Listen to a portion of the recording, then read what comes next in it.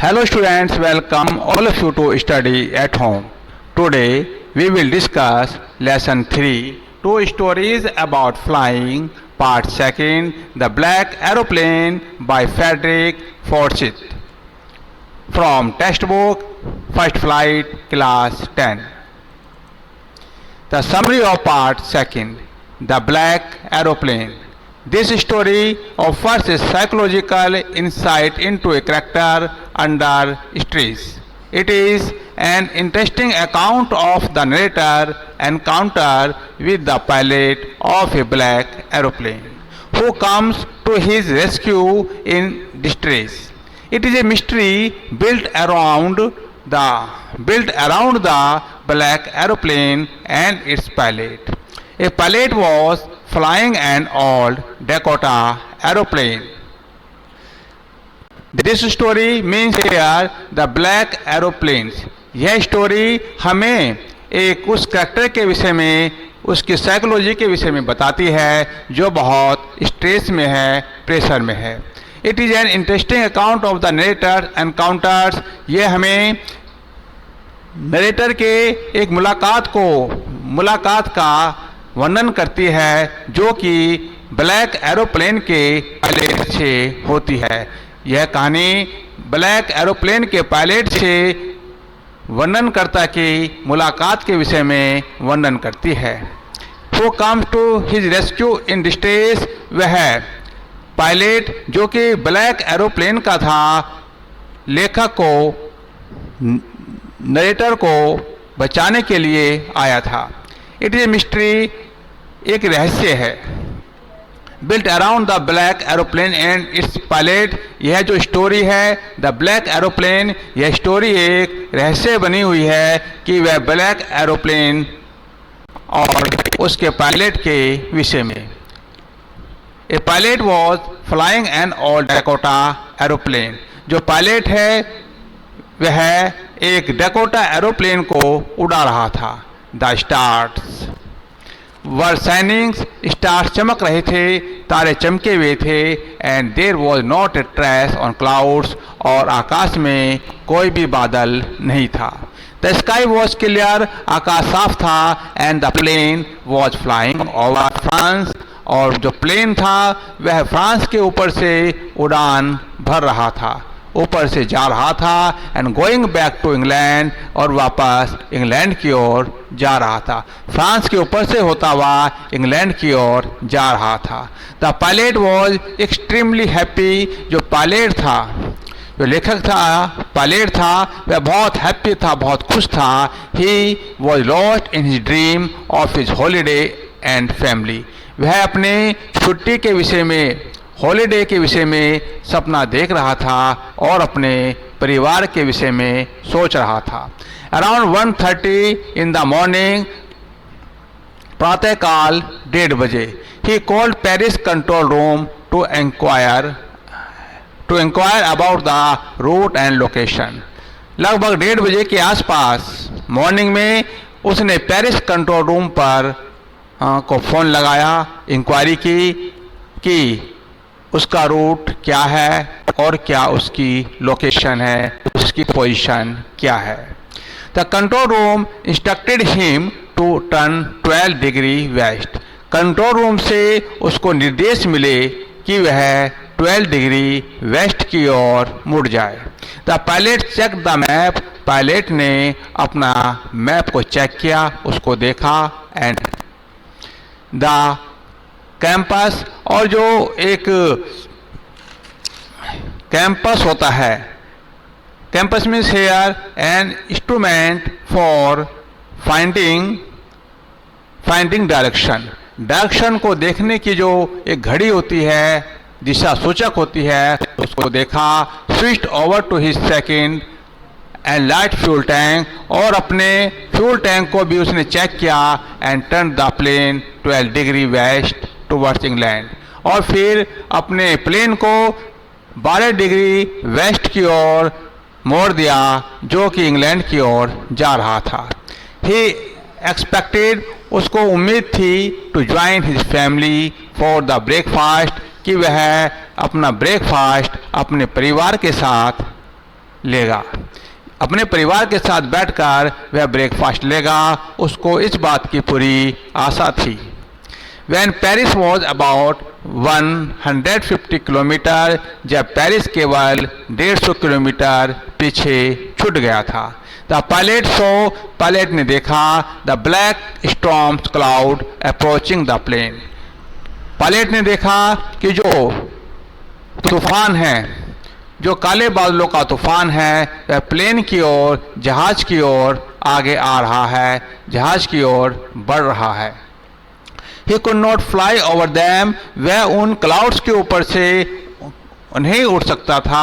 Also he did not have enough fuel to fly around them south or north, और नहीं उस पर इतना, उसके प्लेन में इतना ईंधन था, फ्यूल था कि वह उसको साउथ या नॉर्थ के घुमाकर ले जाए। इनिशियली, आरंभ में, he thought of going back to Paris, उसने शुरू में विचार किया कि उसे पेरिस वापस जाना चाहिए।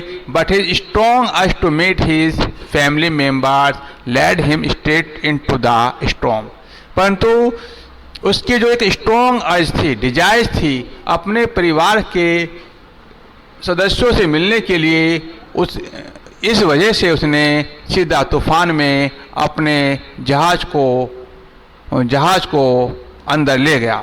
उस तूफान के अंदर, जो क्लाउड्स के अंदर, अपने जहाज को सीधा अंदर की ओर ले गया। It was absolutely dark inside the cloud, वास्तव में क्लाउड्स के अंदर, जो क्लाउड्स है, दीज आर क्लाउड्स, क्लाउड्स के अंदर पूरा डार्क था, पूरा अंधेरा था। एब्सोल्युटली, कंप्लीटली, पूरे तरह से क्लाउड्स के अंदर अंधेरा था। The plane was jumping and twisting in the air, जो प्लेन था, प्लेन जंपिंग कर रहा था एंड ट्विस्टिंग कर रहा था। Twisting means turn this side and to that side, इस या उस तरफ मुड़ना, हिलना डुलना, ट्विस्ट करना। बेंडिंग और टर्निंग यू कैन से। जब प्लेन था वह कूद रहा था, उछल रहा था और बेंडिंग कर रहा था और टर्निंग कर रहा था इन द एयर, हवा में इधर उधर हो रहा था।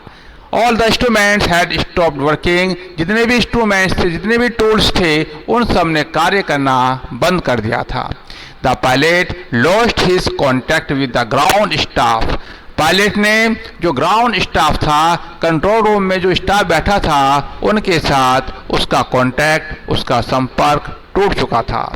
Because his campus and radio had stop functioning, क्योंकि जो उसका समय सूचक था, डायरेक्शन को दिखाने का जो इंस्ट्रूमेंट था और रेडियो थी, उसने फंक्शन करना, उन्होंने काम करना बंद कर दिया था।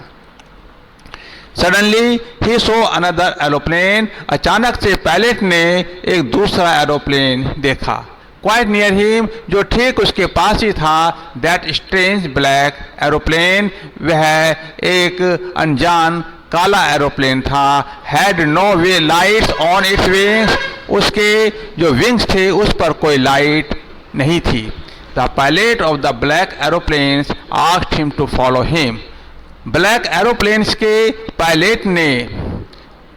पायलट को दूसरे पायलट को जो उड़ान भरे हुए था, उसको संकेत किया कि वह उसके पीछे पीछे आए, उसको फॉलो करे। The pilot flu in the cloud for half an hour, pilot ने आधा घंटे तक, हाफ एन आवर, आधे घंटे तक क्लाउड्स के अंदर अपना जहाज उड़ाया। He had only fuel left to fly another 15 minutes, उसके पास केवल अब इतना ही फ्यूल था कि 15 मिनट और उड़ान भर सकता था, केवल 15 मिनट उड़ सकता था।